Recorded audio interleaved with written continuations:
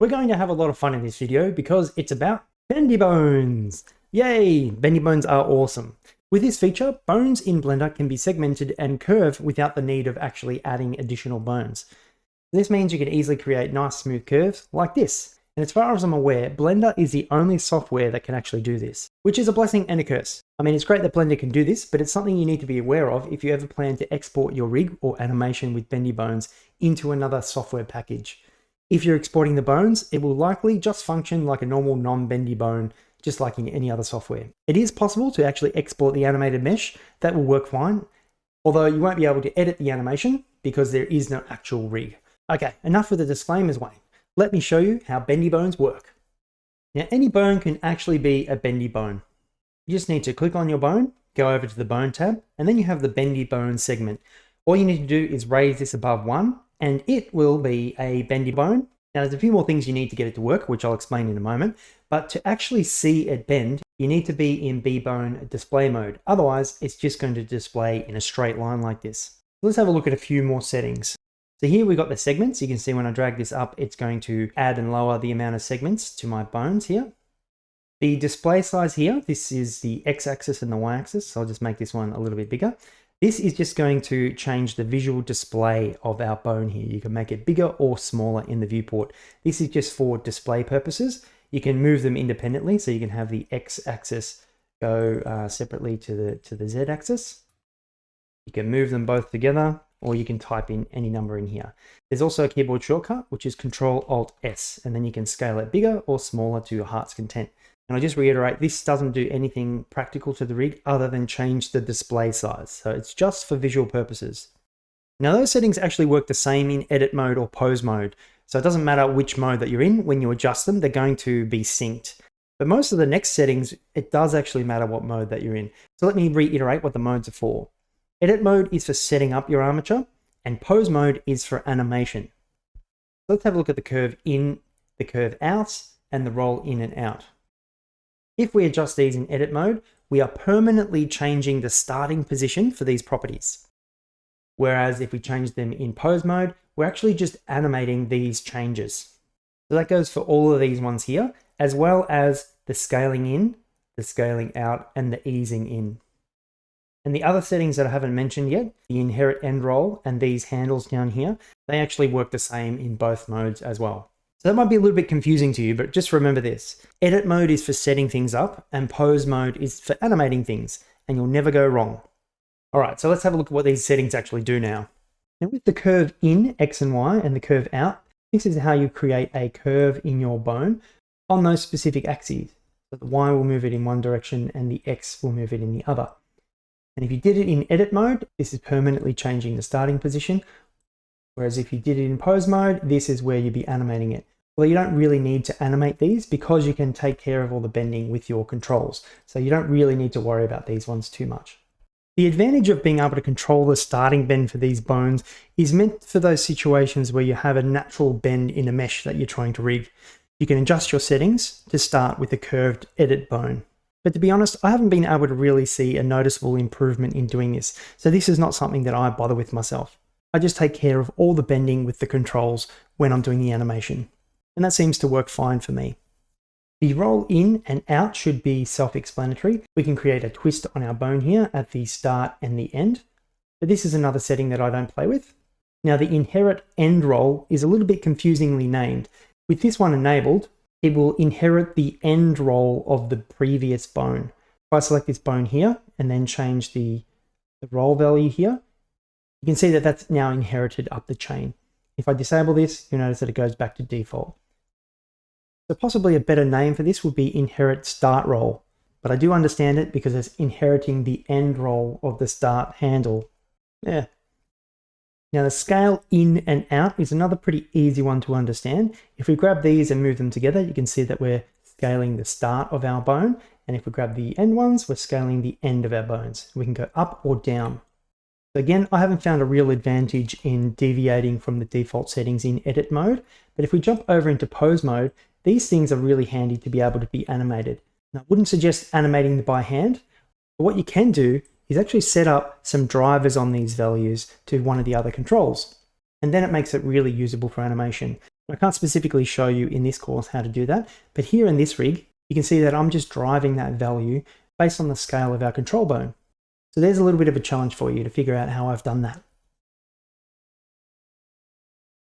So with our ease in and out, we can actually decide how bendy the bone is going to be at the start and at the end of the bone. So it's easy if I just jump into pose mode and show you what I mean. So I'm just going to lower down our ease value from the in, and you'll notice that it becomes less bendy at the start. And we can even increase the bend at the end to make the end more bendy. Now I'm just going to reset that and show you actually how it works in conjunction with edit mode. So if you jump into edit mode, the default settings are 1, which means that the start and the end are at a bendiness, if you will, of the value of 1. If I lower this down to say 0 and then jump back into pose mode, you'll notice that I have destroyed that bend. You can think about it as the edit mode settings get added to the pose mode settings to create the final result here. And that's the way that the ease in and out works.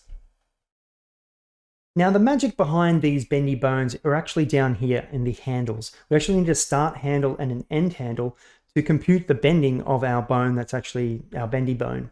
So here when we click our little menu open, you can see we've got 4 to choose from. We've got automatic, absolute, relative, and tangent.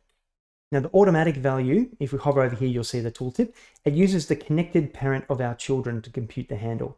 So in this little example here, I'm just going to jump over to octahedral mode. You'll see that the bones all flow in this direction and actually parented together. So this one is a child of this one, and this one is a child of this one.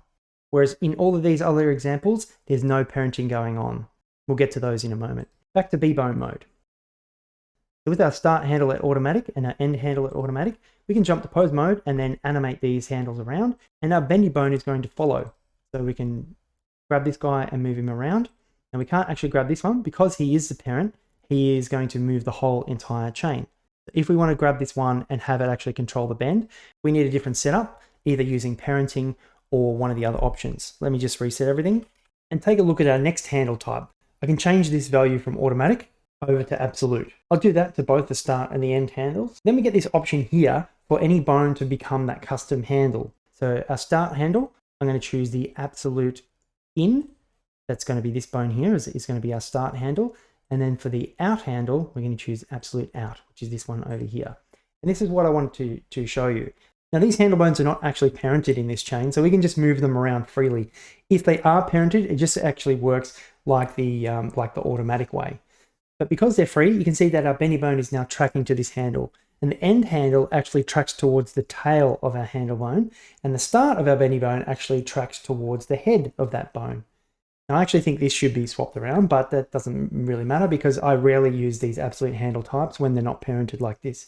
Now, I've already gone ahead and set up the remaining handle types just to save a little bit of time. Let's have a look at the next option, the relative handles. Now, these relative handles are very, very buggy, and I would also suggest not using this one. And actually in the manual, it says that it's buggy as well. But basically what it's meant to do is use this as the relative starting point. So when we rotate it and move it around, it's actually meant to move relative to that point. But in my view, it just doesn't function in any usable way. So I would suggest not using this relative handle at all because of the bugginess. This tangent option over here, however, is excellent. So with this option, it doesn't actually care where these bones are. They can be anywhere in space, but it's just going to follow the tangent or the rotation of this bone. And this is very handy. So we can put these anywhere and have it do the bending. So the tangent handles here are excellent for those situations where you can't just have the bones parented straight like this. That would be my suggestions. If you can do straight parenting like this, go with automatic. If you can't do straight parenting, then choose the tangent options. These ones are awesome. Here's just a couple of tips before we call this lesson finished. Now, what if we wanted to ignore the bending here on, say, the start point here? Well, we can actually do that with the handle here. We just change it from the automatic over to the other ones. And if we leave this handle blank, it's not going to actually bend because there is no handle for it to get the information from. So that's a really quick way of disabling the bending on one end, if that's something that you needed to do. And here's how to solve the number one problem that you're probably going to run into when using these bendy bones. So I actually want to make this bone called bone a bendy bone. I'm really good at saying the word bone. So I select it and then I slide my segments up here to whatever I want. The maximum is 32. And I get this weird twist going on. That's got to do with our bone roll. So let me just turn on our axes for the moment. So our handle in has the z-axis pointing backwards, and our handle out has a z-axis pointing forwards. So this is why it's twisting. So let's just have a look at our handle in. You can see that the roll is 180. If I make them so that they're both the same, where the z-axis is pointing in the same direction, that's going to remove that awful twist. So there we go. When you run into that issue, you now know how to solve it.